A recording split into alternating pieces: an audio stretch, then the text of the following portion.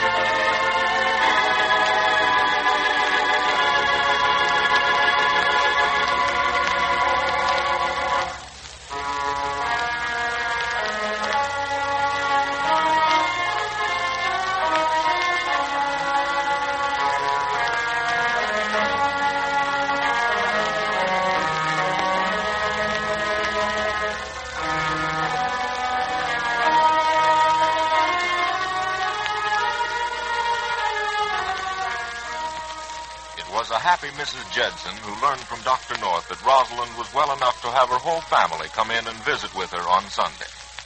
But the happiness to which they all looked forward was marred by the fact that there would be one absentee. Saturday morning, as Bobby was pulling out of the garage, he saw Miss Arden on her way to the drugstore to get some cosmetics for Rosalind. Hey, Miss Arden. Hello. Wait a minute and I'll give you a lift. I'm not going very far, just 5 or 6 blocks. Oh, that's okay. Come on, hop in anyway. Mornings are still a bit nippy, aren't they? I should say so. That's one of the reasons why I kept Mrs. Stewart in bed an hour longer. Are you going to be on the case much longer? Another week and then back to the registry. I've loved taking care of your wife. I feel like I've known her a long, long time. That's just how everybody feels about Rosalind. That's how I felt about her the first time I met her. She was waiting tables in a little restaurant across from the office where I worked. I looked up from the menu card to say, ham on rye and a cup of coffee. Well, it was like looking up into heaven, seeing an angel. Well, I guess this is your corner. Guess it is. Say, I wanted to, sometime or other, and I guess this is the time, to apologize for the way I talked to you the day you wouldn't let me in to see Rose. I guess I saw red. I should have apologized for slapping you. But you made me so gall darn mad. Well, now that there's no hard feelings. But not on my part. What's gone is gone, and that's that. You know, in a way, I envy you. Being so close to Rose. Doing things for her. Having her confidence. She does confide. No confidences. You know how women are. But she does talk about me once in a while, doesn't she? Oh, yes, indeed. And in the most kindly way. The other day she had a good old-fashioned cry. I had one with her. You know, the kind where the mascara runs and your nose gets shiny. She cried? About me? Mm-hmm. She told me how wonderful it was when, after you'd been so terribly sick and she was convalescing, that you met in that little alcove. And I guess that little alcove was the world, and Romeo had Mrs. Julius again. It was, just like that. And poor kid, all the time she was so worried that I'd see that neck deformity of hers. That neck deformity doesn't mean so much to you now, does it? Oh, it doesn't mean anything at all. You know, I'm all washed up with what's just on the surface of any woman. After all, beauty of any kind is just skin deep. But here I am out buying cosmetics for your wife. Aren't we women funny? Say, would you take this $2? You don't have to tell Roz I gave it to you. I will say you gave it to me, and the cosmetics will come to her with your compliments. Well, it won't make any difference. Can't do any good now that I know. It can't do any harm either. Candy, roses, and perfume. Women are terrible, Softy. I'm glad to have had this little talk with you. See you Sunday? Why, I might have some special work at the office on Sunday, but I'll try and look in. Do that. I'm sure Mrs. Stewart wants you. Bye. I'm sure Mrs. Stewart wants you. Gee, how I wish that were true. How I wish that were true with all my heart.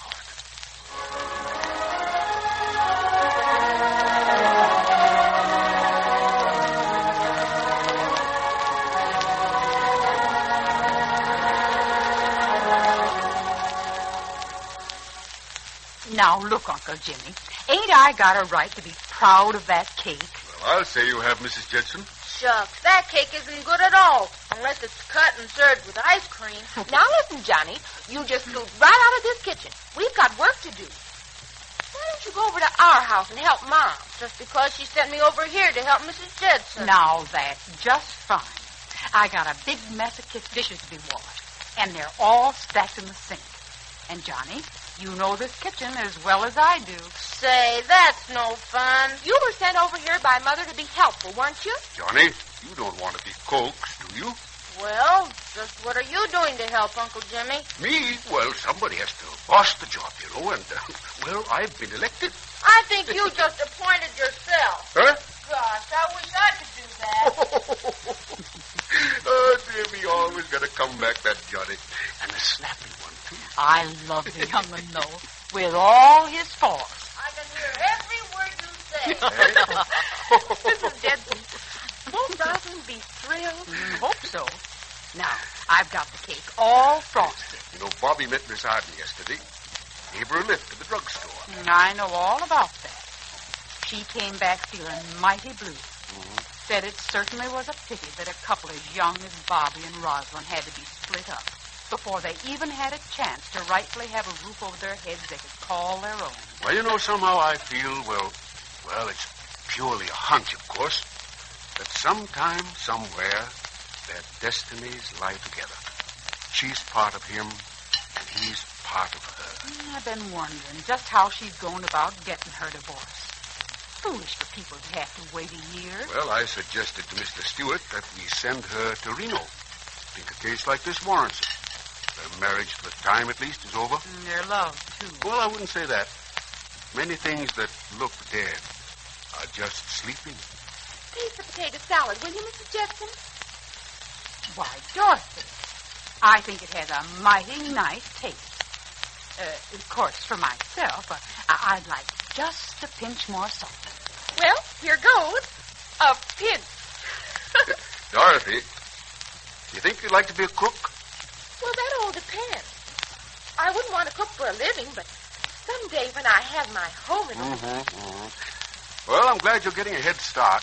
Between Florence, Mrs. Judson, and Rosalind, well, you ought to be pretty well equipped by now.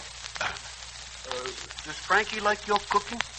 Frankie Prentice? Well, why should I want to cook for him? Dorothy, child, what's gone with you? Gee, did I do something? Well, you've just gone on adding one pinch of salt after another. My, it's a good thing you ain't stirred it up. Here, let me just take off that top layer of salad. I know what it means when you put too much salt in anything. You mind your business, Mr. Smarty Jr. Dorothy, dear. You know, it's the most wonderful and the most natural thing in the world to be in love. In love with life, with beauty, with nature, with love, for that matter. Oh, with Frankie Prentice, that's okay, too. Now, there now. I reckon it'll be all right. Why, Dorothy, you're blushing. Sorry if I flustered you. Mother Judson didn't mean to scold. It isn't that. It's just feeling foolish for a minute. Isn't it wonderful to feel foolish, even for a minute? Felt that way lately, Mrs. Judson? I feel that way all the time, Uncle Jimmy. Uh-oh. What? Well, if I do feel foolish, it isn't over what you think it is. No. Leastways, not the same thing as Dorothy, anyway. I think I'd better just keep quiet, or I might say something that would sound misleading. But, Dorothy, too much salt in the food is a sure sign that a body's in love. How we all wish that Rosalind had put too much salt in the potato salad that she might have been fixing for Bobby.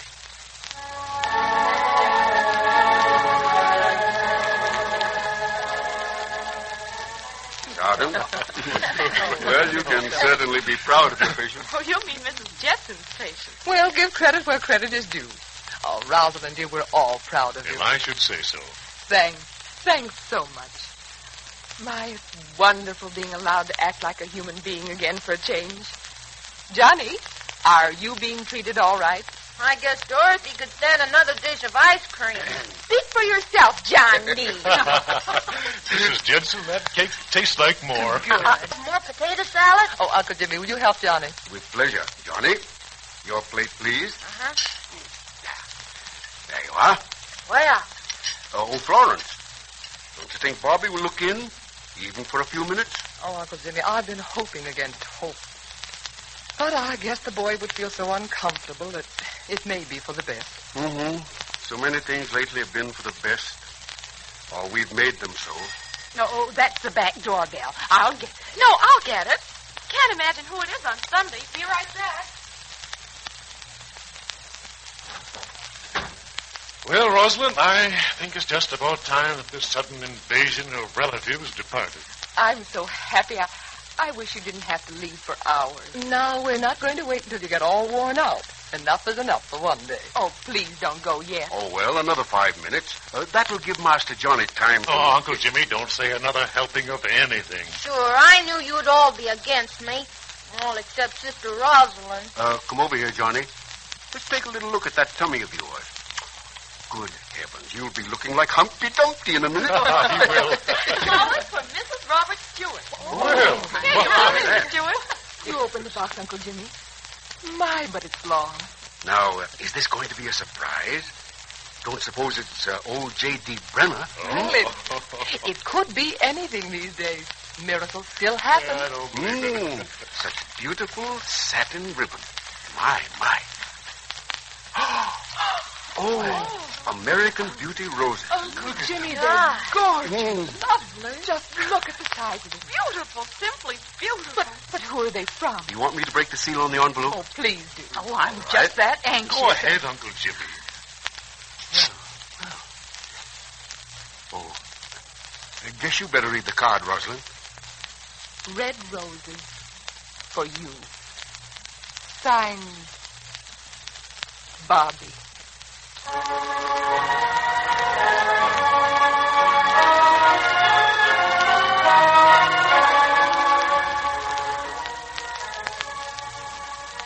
Bobby certainly made his presence felt with such a beautiful, sentimental present. Could it be possible that Rosalind will give him one more chance?